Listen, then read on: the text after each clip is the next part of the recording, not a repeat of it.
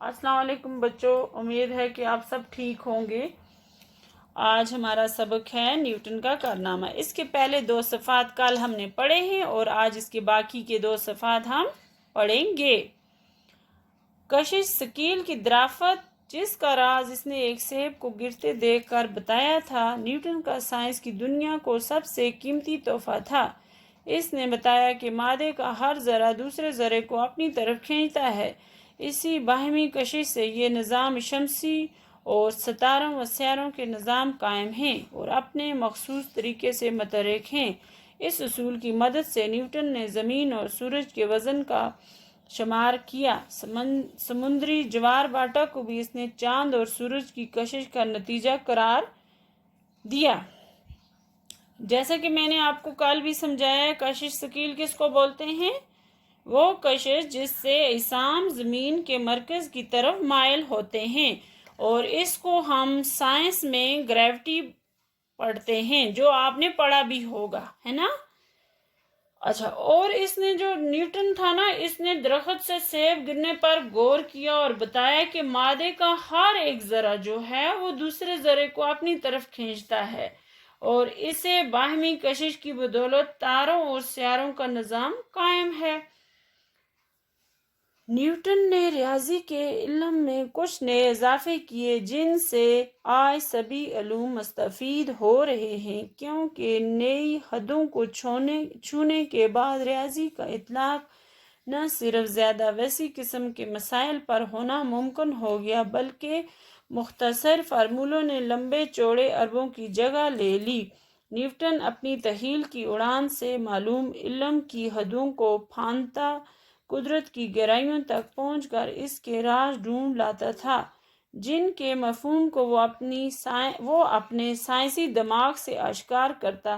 Science کے میدان میں اس کا یہ شاعرانہ انداز اس کی ذاتی زندگی میں بھی نمایاں تھا۔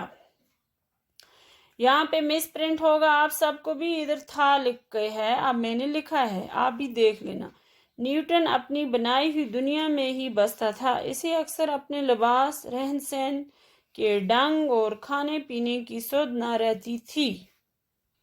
ہاں بیٹا، یہ جو ٹاپک ہم نے پڑھا نا، اس کا مطلب یہ ہے کہ جو نیوٹن جو تھا نا، اس نے ریاضی، آپ کو میں نے بولا ہے اور آپ کو پتہ بھی ہوگا، ریاضی اردو میں میتھ کو بولتے ہیں۔ اس نے اس میں بہت سارے فارمولے دریافت کیے، اور آج بہت سارے اس علم سے واقف ہیں۔ وہ نئے نئے فارمولے میتھ میں جو آج بھی لوگ ان پہ عمل کر رہے ہیں۔ نیوٹن اپنے تخیل کی اڑان سے، اور جو نیوٹن تھا وہ اتنا علم میں مطلب اتنی گہرائی تک پہنچ جاتا تھا کہ وہ اس کو کسی اپنی ذاتی زندگی کے بارے میں بھی نہیں ہوش رہتا تھا۔ وہ نہ اپنے لباس کی طرف، نہ اپنے کپڑوں کی طرف، نہ اپنے کھانے پینے کسی چیز کی طرف اس کو دھیان نہیں رہتا تھا۔ وہ صرف کیا کرتا تھا؟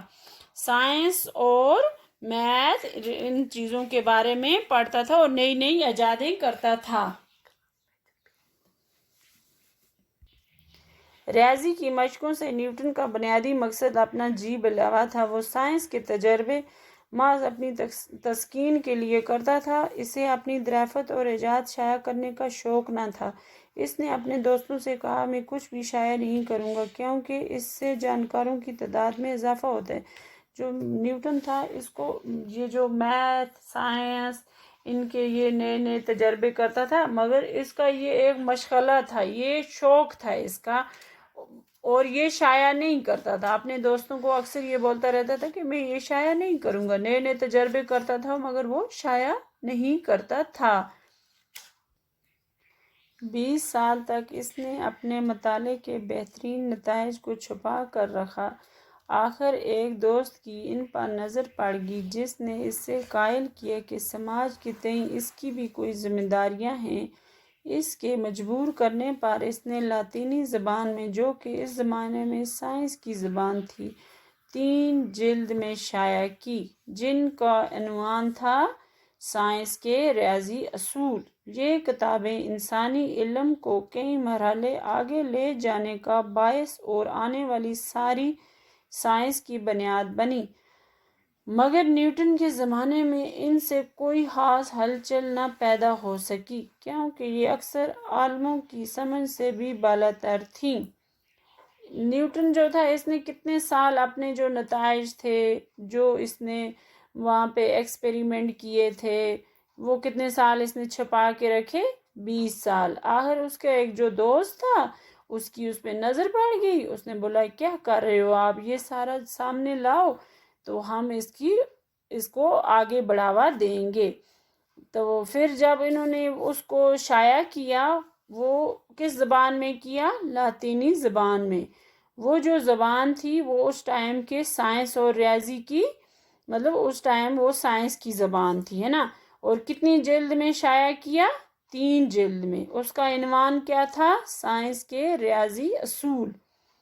مگر اس ٹائم خاص کسی کو اتنا نہیں یہ پتہ تھا اور اتنی زیادہ ہلچل اس کے بارے میں نہیں ہوئی۔ سائنس کے طور پر اپنے کمال اور عروج تک پہنچ کر نیوٹن کا دل سائنس سے بھر گیا اور اسے سیاسی درباری پوزیشن کی خواہش ہوئی۔ اس نے جیمز دوئم کی حکومت کی مخالفت کی اور اس کی حکومت کے خاتمے اور ولیم میری کی تحت نشینی کے بعد نیا دستور بنانے والی کنوینشن کا ممبر بنا، مگر بادشاہ نیوٹن کی سیاسی قابلیت سے متاثر نہ ہوا اور اسے محض ایک فلسفہ ہی سمجھتا رہا۔ اب جو نیوٹن تھا اس کا سائنس سے دل بھر گیا تھا۔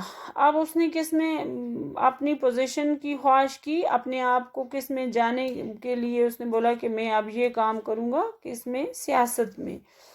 پھر وہ جو حکومت تھی جیمز دوئم کی حکومت تھی، حکومت کی مخالفت کی اور اس حکومت کے خاتمے اور ولیم میری کی تحت نشینی کے بعد نیا دستور کنوینشن کا ممبر بنا، ہے نا۔ کس کا ممبر بن گیا؟ وہ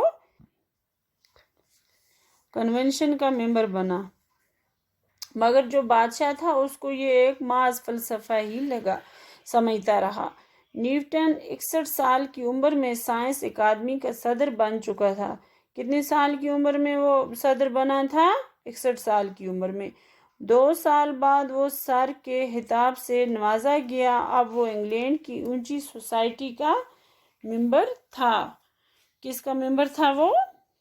2 سال بعد وہ سر کے خطاب سے بھی نوازا گیا اور وہ اب انگلینڈ کی ایک اونچی سوسائٹی کا ممبر۔ اونچی سوسائٹی بھی نیوٹن کو زیادہ دیر تک راس نہ آئی۔ دولت اور دکھاوے کی دنیا سائنس کی دنیا سے بہتر ثابت نہ ہو سکی اور اس نے محسوس کیا کہ دربار ہونا سائنس دان بننے سے بہتر نہیں۔ اس کو جو اونچی سوسائٹی تھی وہ بھی اس کو زیادہ دیر اچھی نہیں لگی، دولت اور دکھاوے کی دنیا اس کو اچھی نہیں لگی۔ نیوٹن نے اپنی جگہ یہ محسوس کیا کہ اس سے بہتر ہے کہ مجھے سائنسدان ہی بننا چاہیے۔ آخری عمر میں نیوٹن اپنی تجربہ گاہ پر واپس چلا گیا، اس دنیا میں جو اس نے اپنے لیے بسائی تھی اور جہاں سے اس نے وقتی طور پر فرار حاصل کیا تھا۔ اس نے 85 سال کی عمر میں اس جہاں سے کوچ گیا۔ اب آخری عمر میں نیوٹن کہاں پہ گیا؟ اپنی تجربہ گاہ پہ واپس چلا گیا اور جہاں پہ اس نے اپنی دنیا بسائی تھی، اور آخر میں یہ 85۔ اب میں نے یہاں پہ بچوں لکھا بھی ہے، آپ کو تھوڑی پرابلم اگر ہوگی، یہ 85 ہے۔ 85 سال کی عمر میں یہ وفات پا گئے اور اس دنیا سے رخصت ہو گئے۔